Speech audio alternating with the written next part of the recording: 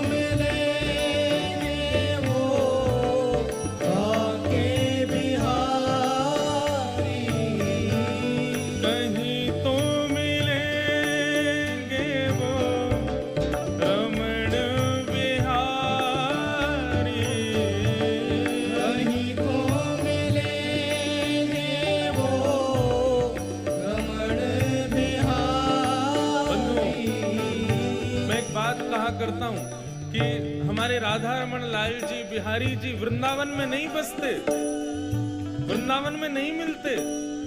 श्री बिहारी जी, राधा वल्लभ जी, राधा रमन जी वृंदावन में नहीं मिलते। ये वहां मिलते हैं जिनके हृदय में वृंदावन रहता है। जो तन से वृंदावन गया उसको राधा रमन जी दिख गए हों, गलत कह रहा है वो। तन से देखने वाले को राधा रमन जी वृंदावन में मिलेंगे ही नहीं। राधा रमन जी उसको दिखते हैं जो मन से वृंदावन जाता हो। तो हिसार रहो, जय हो, हिसार में रहो, रोहतक में रहो, सिरसा में रहो, लेकिन तन भले ही आ रहे, मन से वृंदावन में जाओ। तब ओ कहीं तो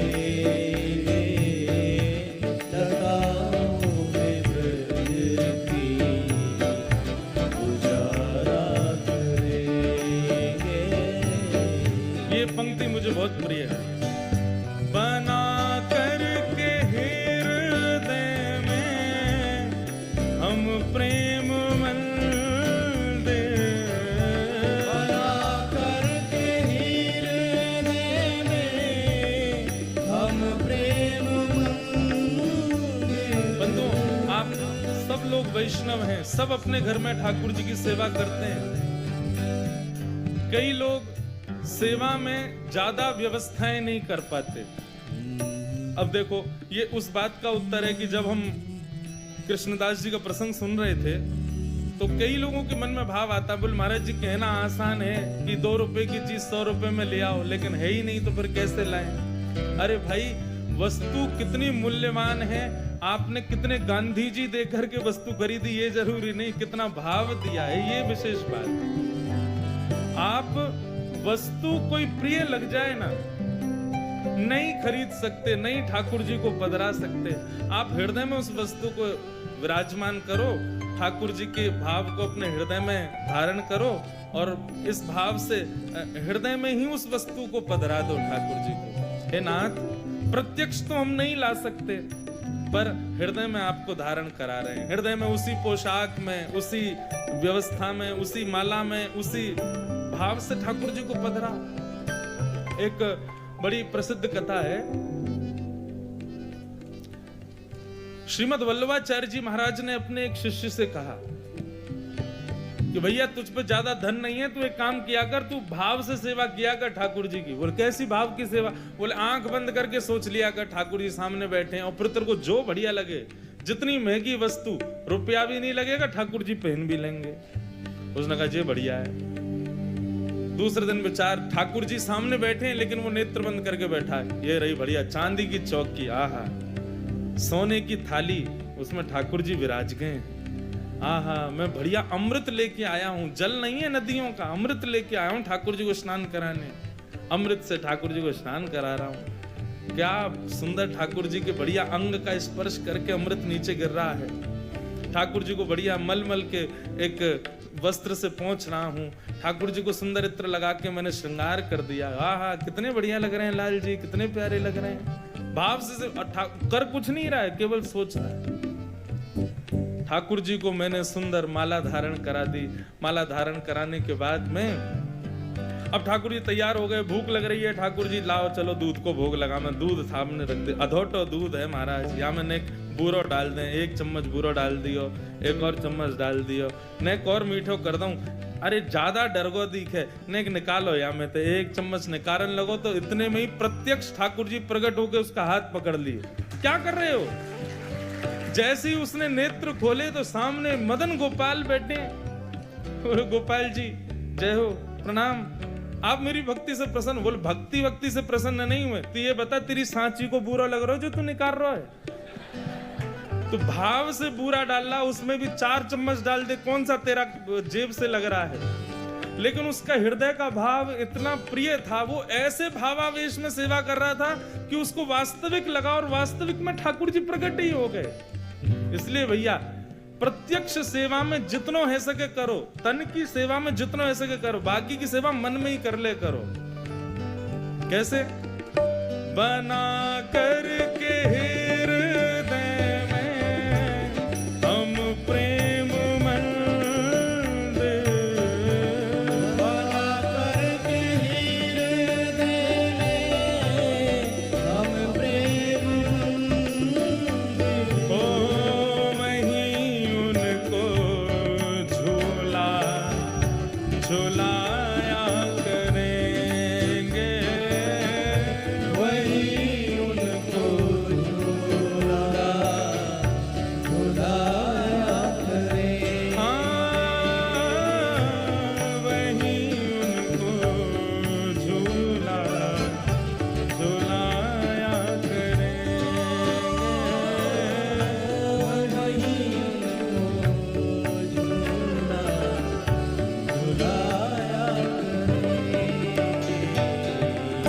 कन्हैया कन्हैया पुकारा करेंगे, बनाओ में ब्रज के